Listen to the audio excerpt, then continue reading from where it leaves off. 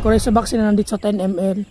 And ito naman pong series. So, sa mga kakriso yan po, magbabaksin po ako ng aking mga future breeders or aking mga parent stock na dominant ZZ na D102 and D109. So, ito po yung ating vaccine. Ito po ay Coryza vaccine. So, para po may iwasan natin mag-Coryza or yung sipon na may pamamaga po ng mukha ng ating mga manok. Kasi minsan po kapag tinamaan po ng Coryza, ayun po nababansot, nagkakaroon ng secondary infections, at minsan po hindi na talaga sila lumalaki at naapektuhan po yung performance ng ating mga manok, lalong-lalo po kung ang mga manok natin ay gagawin po nating parent stock. So, ayun po.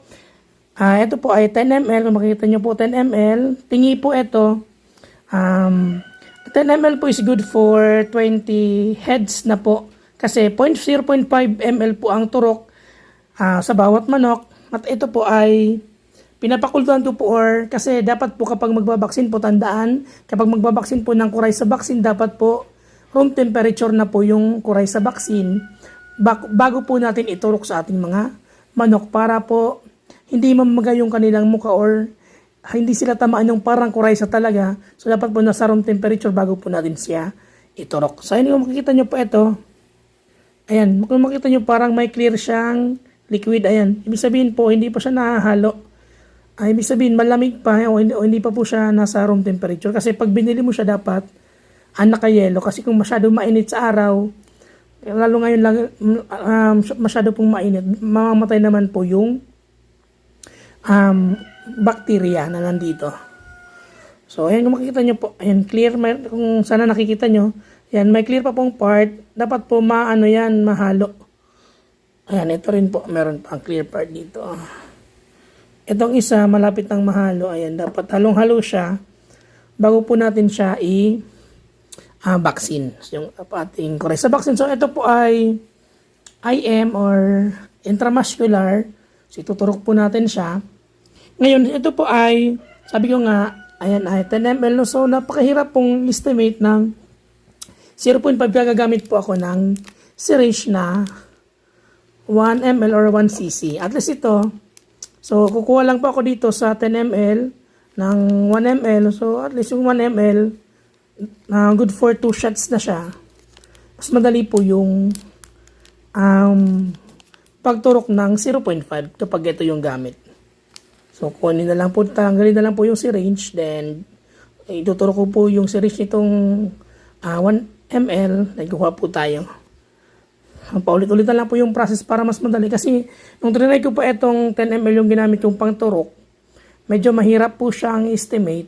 So, yung iba medyo kulang, iba sobra naman po yung natuturok natin sa 0.5. So, dapat 0.5 lang talaga. So saka mga kababayan ko pong dito sa Buhi, nabibili po ito sa Iriga, pero ito po ay tingin na kasi-range na.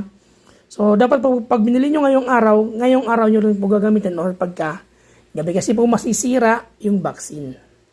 So, ayun po, sana nakatulong at bakit ako po mamaya yung pagbabaksin natin. So, yun lamang po, Happy Farming mga ka-agri. So, ito po yung ating sinasabi ko ngang Coryza vaccine. So, ayan.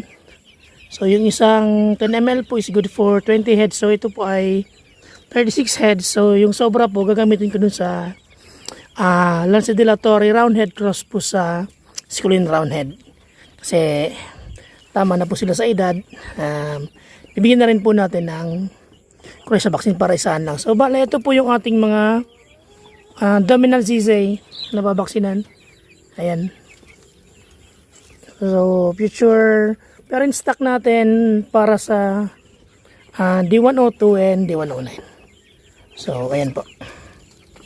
So, ay mga kagribali, ganito po yung ginagawa ko. So, ito po yung pangkuha natin dito sa Coryza vaccine na nandito sa 10 ml. And ito naman pong syringe dito, ito po yung pangturok. So, gagawin natin, tatanggalin ko po ito kasi ito yung pangturok sa manok. Ayan. Then ito po yung pangkuha natin ng vaccine. So, ayan po. So, ito kasi is 1 ml. So, ito, ibig sabihin, 0.5, dalawang shot. Kaya mas madali po siya kaysa dito as compared dito kasi napakalaki. So, ayun, insert lang po natin dito.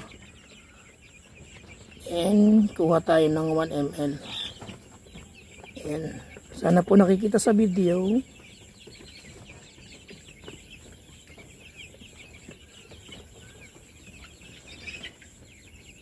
Ayan. Ayan po. So, nakakuha tayo ng 1 ml. So, 2 shot. Then, takpan po natin itong panguha natin ng vaccine, Coryza vaccine. Then, lagay natin dito. Balik natin yung syringe na pangturok natin sa manok. So, ayun po, para maiwasan po yung contamination. So, ito yung pangturok, ito yung pangkuha.